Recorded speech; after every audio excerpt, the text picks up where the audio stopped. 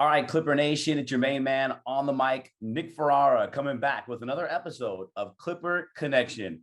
This time, we talk to the man at the helm, your coach, our coach, the coach of the Ontario Clippers, Paul Hewitt. Coach Hewitt, thank you for joining us here on Clipper Connection. Thanks for having me, Nick. Good to see you. Hope your summer's going well. Absolutely. It's going almost as good as yours. I know you're in Atlanta right now, enjoying some of that Southern hospitality, getting ready for a big weekend with your daughters in the U.S. Open next week. It's going to be a lot of fun, a great way to spend Labor Day weekend, and a great way to transition and get ready for what's destined to be an exciting Ontario Clippers season. Am I right? Absolutely. Matt Morales and I said Matt's working really hard. I'm just following instructions and trying to get our roster together. And we really look forward to this year because with the guys that we've already got committed to the Clippers, Ontario Clippers. We really feel good about the group. Obviously, last year's group did a tremendous job, but we're just as excited about this year's team.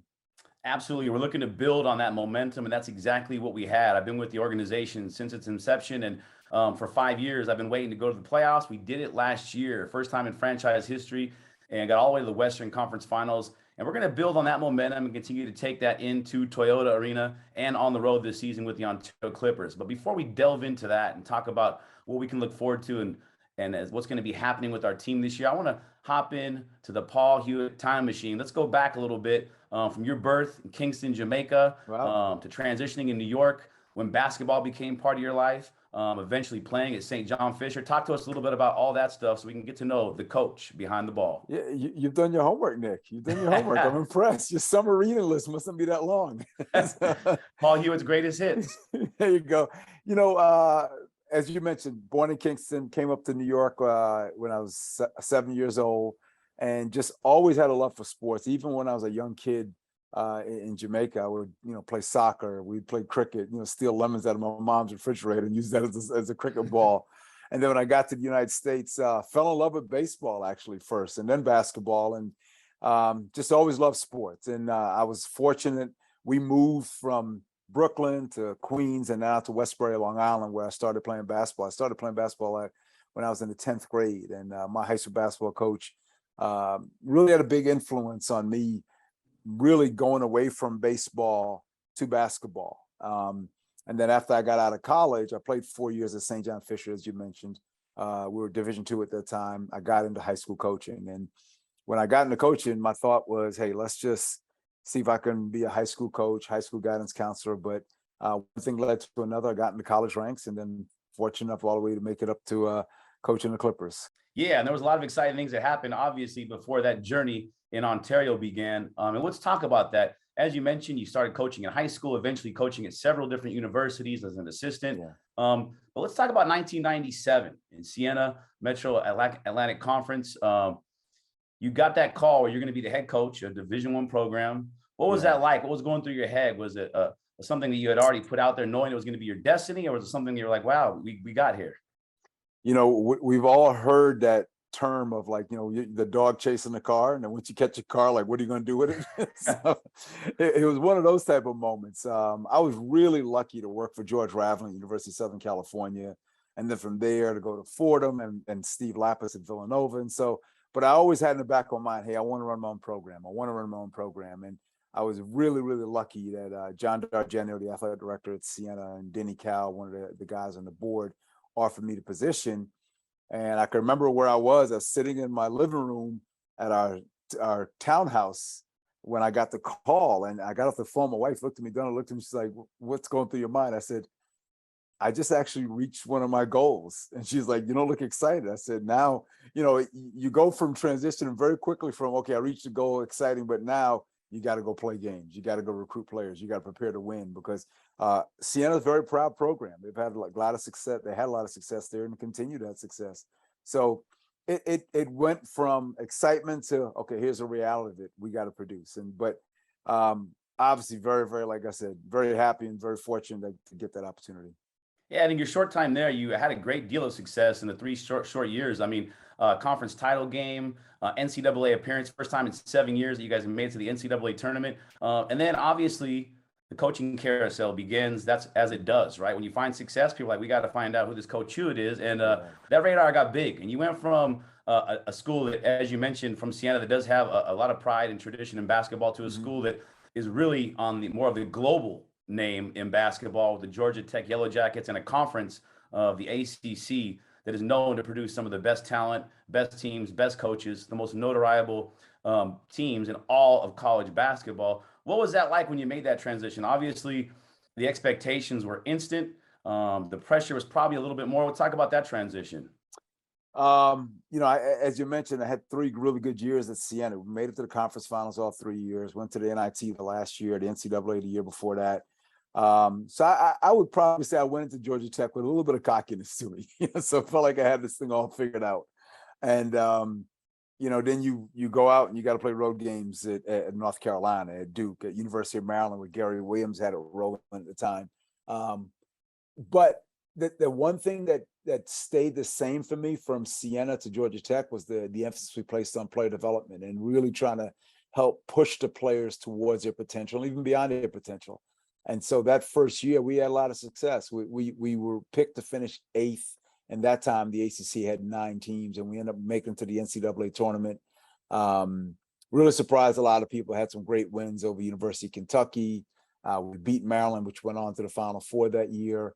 So it was a great start. Could not ask for any more. Obviously, as years go on, it got more challenging because we weren't the new kids on the block. We didn't surprise anybody. Everybody knew what to expect from us. But that first year, went in with a lot of confidence, and thankfully for me, we had some pretty good players that helped us to reach those goals. Sean Fine, who actually works with he's one of our assistant coaches with the LA Clippers, was one of the players on that team. Had a great senior year for us. Let's talk about the players. Development, obviously a huge part of what you did, as you mentioned, to get the players to maximize their potential and sometimes even play beyond that. And you had several NBA players while you were at Georgia Tech. Jarrett Jack, Iman Shumpert, Chris Bosh. There's a long list. But I noticed there's another name on there. The one that sticks out to me the most is Mario West, because began his career as a walk-on, but eventually played in the NBA. So when you have so many guys in a program like that, to begin your career, in comparison, I see a lot of that in the NBA G League, where there's a lot of guys that weren't big on the radar. You had several of them on your roster this year. We had recently a conversation with Keaton Wallace and talked about him not getting minutes early on in the season, but making sure he did the most of them when he finally did get many. And I said, by the end of the year, you basically made Coach Hewitt get that decision that he can't take you out of the game because you're that guy. So what's that like when you're dealing with young men and trying to get them motivated to not only meet but exceed that potential as players and the player development? You had former pros, but you also had 4 or 5 other guys that you didn't know if they were going to become pros, especially in the NBA. There's other guys you can kind of tell from day one. How do you maximize that exposure and that talent within them? Yeah, that's the most enjoyable part of coaching. That's what makes you come in every day really excited. That's part of the reason why I love coaching in the G League so much. To see a kid like Xavier Moon, Keaton Wallace, Moses Wright, who ended up getting a 2-way with the Dallas Mavericks. To see those guys reach those goals is a lot of fun. Obviously, the credit goes to the players. The players are the ones that really have to put the time in and sweat and really work hard. But at the same time, it's a lot of fun, like I said, to see a kid who might have been off the radar coming out of high school, even coming out of college, but to see them make it to the NBA, achieve their dream. That's why you come back to the gym every day. And a strong life lesson there as well. I mean, can you imagine the course of Mario's life if you walked up to his coach and said, hey, how are his grades? And he said, he's barely eligible. You probably never have a discussion about Mario West again. So it just shows you, like, you do have to put the time in other places. He put the time in academically. His character was good. And because of that, it probably gave that fork in the road an opportunity to eventually branch out and play in the NBA. So kudos to you for seeing that ahead of time and doing some due diligence. So now we talk about, as a head coach, you obviously had many years coaching underneath some really great coaches.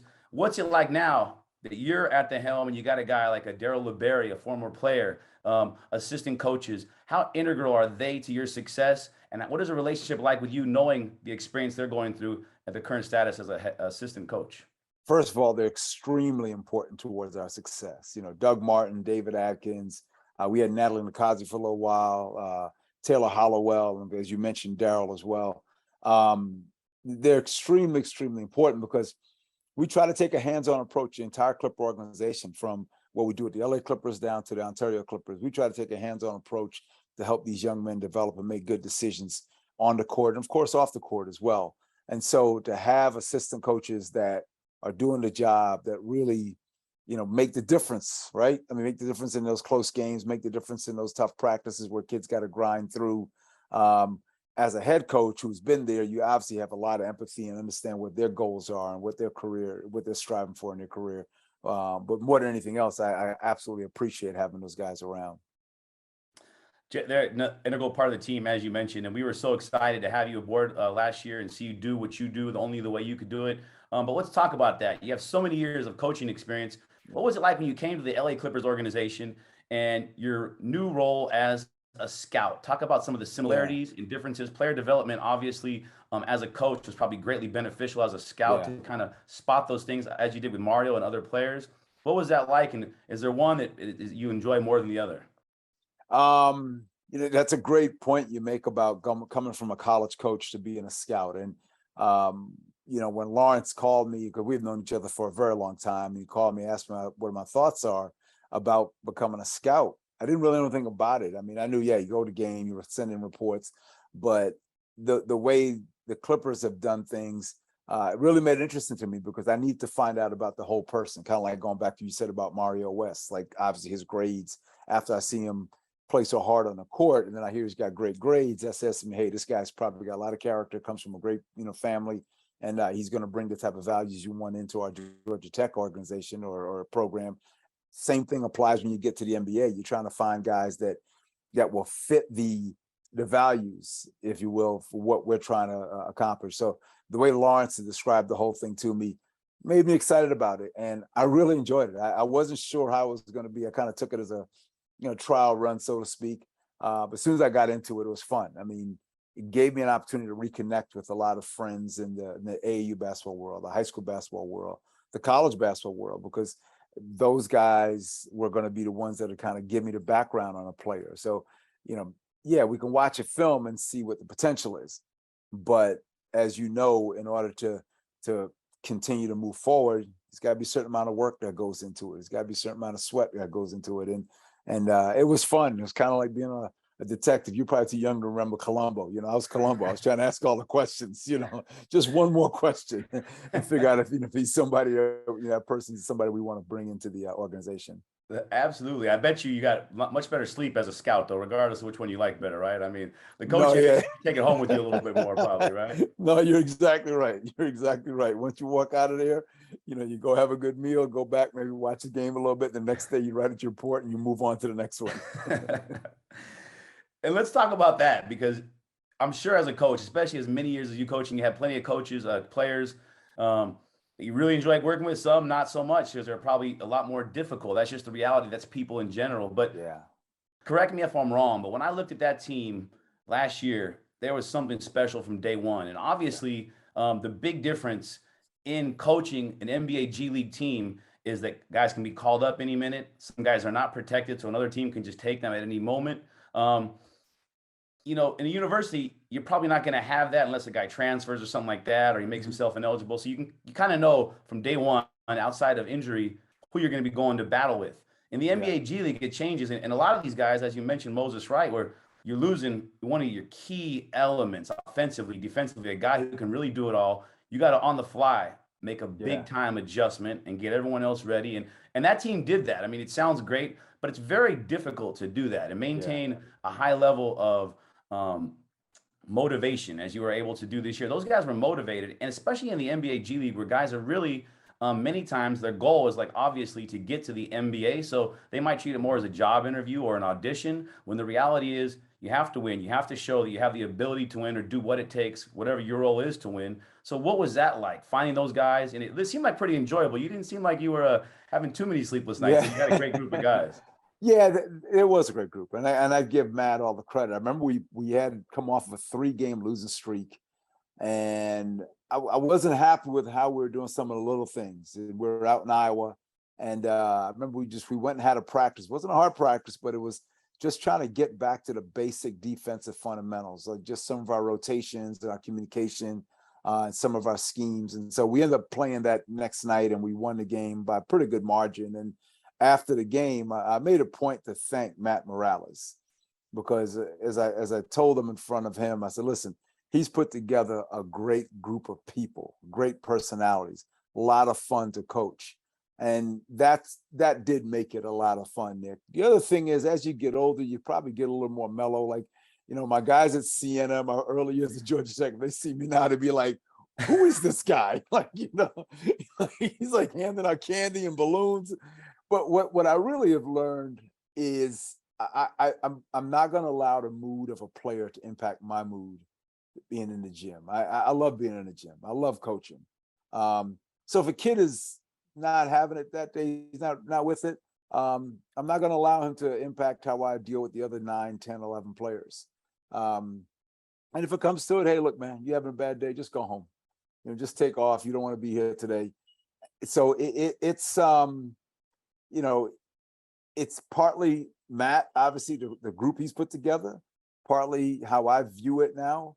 But the other thing is, in the G League, and why I enjoy it so much, in college, we all are kind of figuring it out, right? 18 to 22. I know I made some mistakes. I'm sure you didn't make any mistakes when you're that age. Just a few, actually. But. Yeah. But the guys in the G League, if they're in the G League, they pretty much know what they're trying to do. They know what they're trying to accomplish. Now, balancing the roster shifts from game to game, balancing the individual players' goals as that how that compares to what the team goals are. Yeah, that's a challenge. And I tell a lot of young coaches now, I said, if you have the opportunity, coach in the G League before you do anything else, because you can go from one game. I remember one game we had 3 starters. We played in the showcase out in Vegas. We won the game by 20-some points. We're doing film session before the next game. And in the middle of film session, we get the call from the LA Clippers that, hey, 3 of your guys are going up to play a game in Sacramento. And so immediately you got to change, you just got to shift your mind, how you think, what you're going to run that day. And I tell young coaches, I said, coaching in the G League will stretch your mind. It will make you, you're not going to worry about injuries, because every game you could have, quote, an injury. You're going to lose somebody. And it makes you, I think it makes you a better coach, and it gets you to focus on the things that you can really control, as opposed to, why is Lawrence taking my 3 starters? We just played well last night. Yeah. You just can't do that. And so, the combination of the people we put together last year, my mindset towards coaching, and also accepting the challenge of, hey, night to night, it's going to be a little different. That to me made it a lot of fun.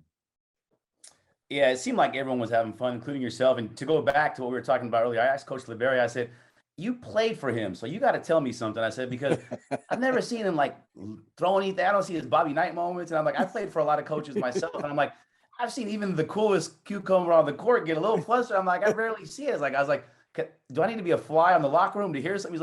He's changed a lot. I said, okay, all right. So Coach LeBerry giving me the inside track there. But it is great to see you continually grow as a coach as well. So that's one great thing we can always do. But, you were a part of that historic run. And I want to talk about it because, as I mentioned, I've been with the franchise since its inception, 5 years, 5 seasons. And then we made it for our first time, not only to make the playoffs, but to go in and have to play in the environment of the great Toyota Arena and play against our South Bay Lakers, our crosstown rivals, and get it done. And it wasn't easy. There was moments where it looked like it was going to be easy. And that's what I love about the G League personally is there's no such thing as a safe lead.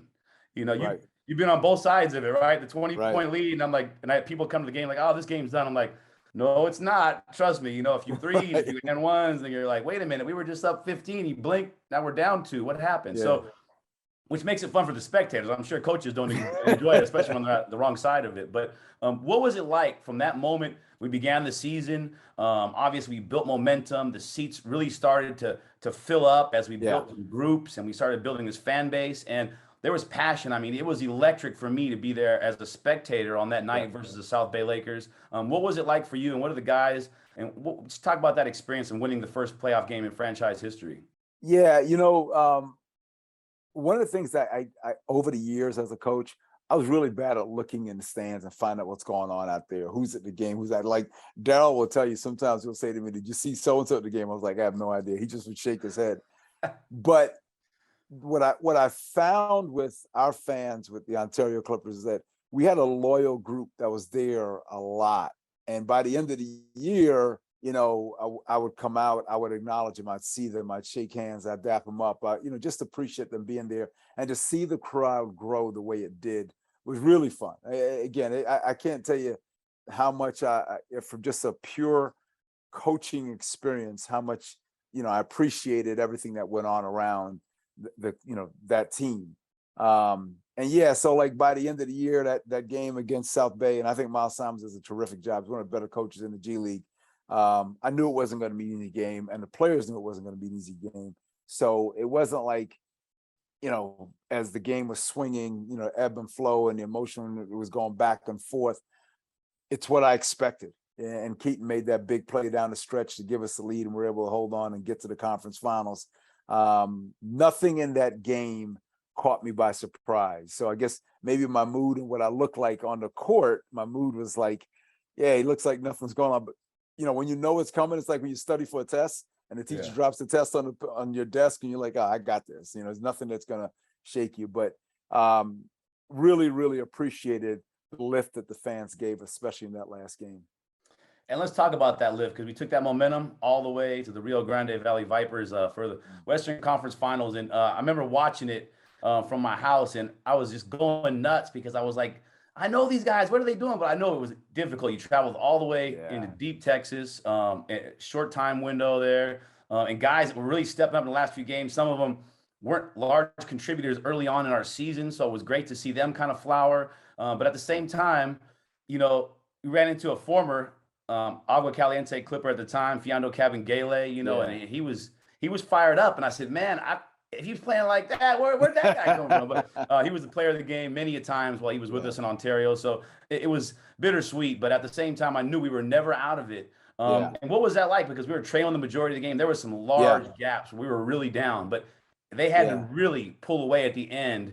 And it could have went either way. You guys clawed all the way back in the final moments, and we're right there to give yourself at least the opportunity to win. So, I'm sure it was bittersweet for you as well.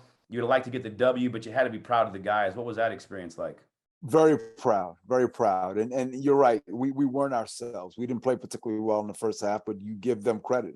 They took advantage of the lapses we had, turned the ball over, not shooting the ball well.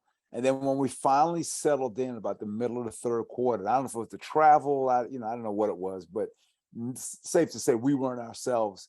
As we started to make that comeback, I just kept thinking to myself, like, they're going to do this. These guys are going to pull this off. And we had a couple of threes when we were down 5. And it's funny, I've run into some of the coaches from the Rio Grande team since that game, and they all said, like, you know what, when that thing was going down, we thought you guys were going to get us. Like, they really believed that, because that's what we had done all year. I think we beat them 3 times during the season, and the last 2 games at their place, Keaton Wallace didn't play because he was coming off of a sprained ankle against South Bay, and we were able to go down there and win those 2 games to get this home court advantage, to get the bye. So they just felt like these guys got our number. But give them credit, Rio Grande, they won it, and they're going on winning the whole thing. But in the locker room after the game, there were a lot of thank yous from me and my coaching staff to the players, to Kobe, our trainer, to Eric, our strength and conditioning coach, and of course, again, back to Matt and the players. And for a lot of these guys, they've been playing basketball for a long time. And let's face it, they're not exactly where they want to be in their career, because they're not in the NBA. But I really got the sense that they really appreciate everything that they experienced, because we tried to make it more about, I should say, we try to make it more than just a basketball experience. We're able to take in some museums, have some really interesting discussions on the road.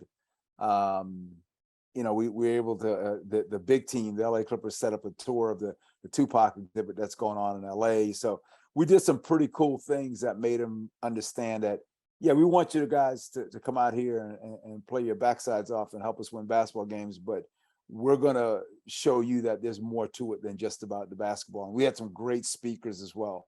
One of my more enjoyable exercises, we did a a dining etiquette class at a restaurant in LA. And that was fun too. And it just all those type of things. And like I said, in the locker room after the game, we were sad we lost, but I can honestly say that what I saw on their face was they were sad that, look, we're not going to get a chance to do this anymore together. Like, it was such a good group to be together, and they were fighting and clawing to try to, we can scratch at least 2-3 more games out of it, because they really enjoyed, going into battle with each other. Yeah, and speaking of that battle, the good news is the war is not over. We're going to be back at battle this season. You're going to be at the helm again. There'll be a few familiar faces and a few new faces as well. What would you tell somebody that would say, you mentioned some of the highlights and some of the things you truly like about the NBA G League? For me, one of the things is keep your head on a swivel. You have no idea who you're playing with or against and who may end up in the NBA. And it can be as soon as the next night, because you can watch a guy and be like, hey, I just saw that guy on NBA TV last night. Yeah, he got called up or whatever it may be. And we see guys like that. Like, for several years, I would watch Gary Payton II and say, that guy has an NBA. I can't figure it out. And then the whole time I'm telling people I was right about him. You see, it should have been sooner, but but you played against guys, coached against guys, had guys on your team that can be at that next level. Yep. And we saw some of it in the summer league this summer. We're going to see it this year. You're going to have guys like an Xavier Moon, guys that are already ready, maturity-wise. They can plug and play. You can put them in there. But what else would you look forward to if you were telling a fan, like, hey, you need to come watch this, and here's why? You're going to see really good basketball players, some of the best basketball players in the world, who are trying to figure out how to get to the NBA. And like you said, for you to watch Gary Payton Jr.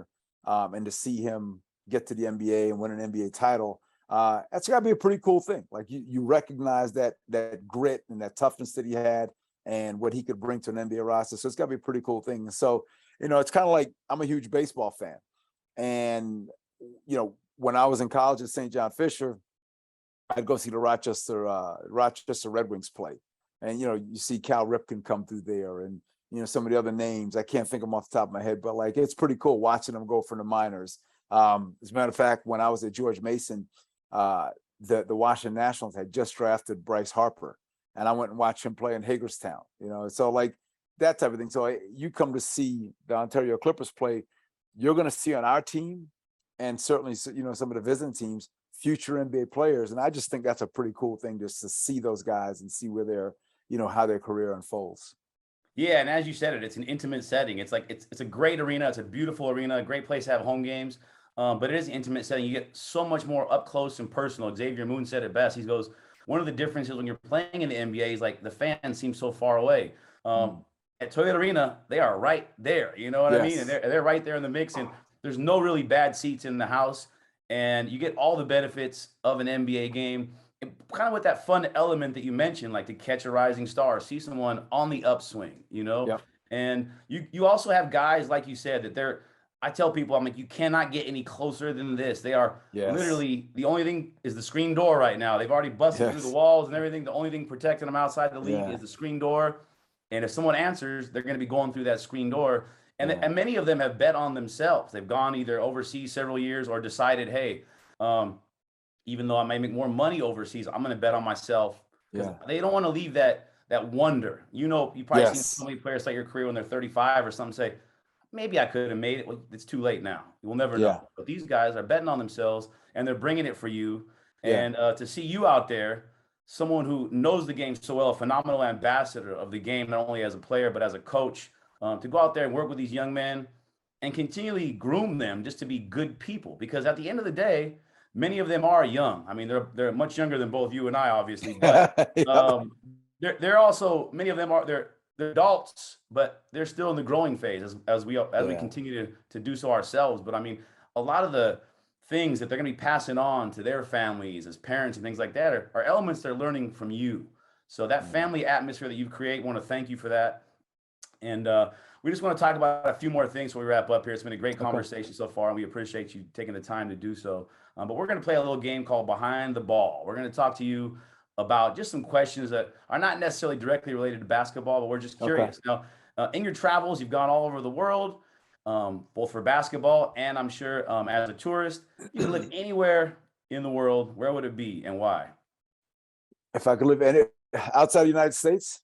In anywhere, it could be in the United States, outside United States, anywhere that you don't live Um, in now that you would. you know what? I really enjoy being here. I mean, I'm from Jamaica, and if I have to leave the United States, I'd go back to Jamaica. I would love to live in Jamaica again. That's my hometown. That's my home country.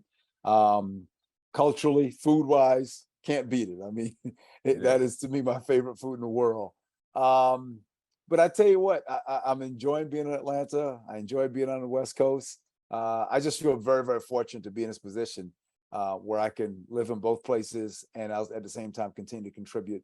You know, one of the things that's happening in Atlanta is it's become a real hotbed for professional basketball players in the offseason. They live around here to work out around here. So um, that's how we found out about Xavier Moon. I was out here, we went and watched him work out and put his name into Matt. Or actually Matt told me about him. We went and saw him and then called Matt back and said, yeah, you're onto something here. And next thing you know, he's playing for us. And then he does 30 days with the LA Clippers. So um, I just feel very fortunate to be able to live in both places and while contributing to the Clipper organization.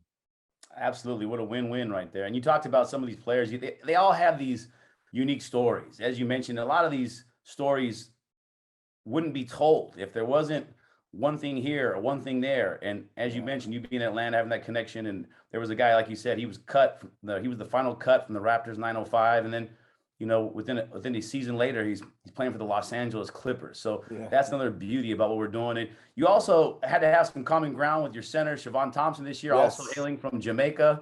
Yes. And he also picked up the game very late in life. He was a soccer guy. Obviously, in Yeah. Jamaica, soccer takes reign. But what was that like to have that connection, to actually have another Jamaican player on your team? Well, I don't know if you realize it, but I actually recruited Siobhan to George Mason University and coached him his first year there, my last year. It's funny because like the recruiting for him was pretty big, and they had some Big East schools and a couple other bigger schools. And a friend of mine, Cliff Warren, who worked for me at both at Siena and Georgia Tech. And so like when the recruiting was starting with Siobhan, one of his friends at one of those schools called him up and said, "Hey, what do you think you got to do? We're recruiting against Coach Hewitt. What do you think?" And he says, "Where'd you say the kid was from?" He goes, "From Jamaica." He goes, "You got no shot." He said, just leave it alone. I can see it now. And Cliff had it all figured out. He said, "Yeah, he'll come over Coach's house for dinner. His mom will be there cooking." My mom, he said, "My mom will be there cooking for you." He said, "You got no shot. You could just forget about it." But yeah, Siobhan was a huge piece for us because A, is such a team guy. B, he's really, really talented. And we actually got lucky because he was coming off an injury that needed to be rehabilitated. And he had some bigger offers overseas, but he felt comfortable with the Clippers, what we were going to do for him to try to get him back healthy. And so he took a chance on us. He took lower money to get his body right, get his legs right, and it worked out. And he was a huge contributor for us. And obviously losing Moses halfway through the season, and then he steps in and we didn't skip a beat. We kept on going. And yeah, it was fun coaching. I really, really enjoyed coaching Siobhan. Yeah, I mean, we can add him to the long list, right? I mean, we can talk about all of them, but let's just briefly talk about that because we talked about Xavier Moon. You had a guy in George King also, so you kind of had the perfect balance too. So you had like the older brothers that could kind of watch out, Yeah. had been overseas, had done just a little bit of everything. Yeah. But sometimes guys in that role could also take it to the extreme and just act like they're doing you a favor to be there to the younger guys. And they didn't seem to do that. They kind of took those younger guys under their wing, helped them. It contributed to that team effort, which is why you had a great deal of success, aside from you guiding them as the coach. Yeah. But the last thing we'll talk about is that as we look forward to this year, what are your plans to bring the guys together? Anything you would do off the court, like preparation? You mentioned like some team building and things like that. Yeah. What do you do when you go into your training camp and you say, all right, take a look next year. These are the guys that we're going to be going to work with throughout the course of the season. How do you maintain that chemistry? How do you start getting chemistry going and then also maintain it? Yeah, great question. And Nick, you know how it is. It's about building relationships, and you just can't do it. Okay, we're going to start a training camp. So the guys that have committed to play for us right now, I'm already on the phone with them. We're already talking to them, just building relationships. And sometimes our conversations have nothing to do with basketball. And so that's all starting right now. And then as we get into training camp, we'll do a video presentations about what our expectations are. And I think it's really, really important that everybody understands right from the beginning what we expect. And if you can't deal with these expectations. No hard feelings. Let's find a better place for you. Because this is about these players living their dream and reaching their goals. But at the same time, we want to make sure there's perfect clarity. And okay, here's what we expect if you're going to be part of the Ontario Clippers. And like I said, it starts with going now. Like they're guys, I'm not going to mention names because they haven't been officially signed yet, or most of them they've committed. But this every week I'm calling them, a couple of times a week, just checking in. One young man is he's an avid golfer, and so now every time I talk to him, we don't even talk about basketball. We talk about what he's doing in his golf, his golf games. A big kid too, and so as we get to the year and we get to meet it, I'll tell you all about him. You can ask him questions about it. But yeah, it's about building relationships, and it's almost like it's a college-like approach. It's kind of like recruiting them in college. It's one thing to sign them, but once you sign them, you got to keep talking to them and try to build that trust and build that relationship. Absolutely. Maintain the relationships, maintaining that winning theory that we're going to get back to business with in Ontario this year. Coach Hewitt, can't thank you enough. You did a great job last year. I can't wait to see you do what you do with your new squad this year. And let's make Toyota Arena rocking again and do just like we did last year, but only better. Let's pick up where we left off, Nick. Let's get that crowd going just like we did the last game in this past season with South Bay. Absolutely. And I know if I'm ever going to Atlanta or Jamaica, I'm calling you up. So I'm going out there. All right. You take care. All right, Coach. Thank you. Enjoy the rest of your summer. Have fun at the U.S. Open. Thank you, Nick.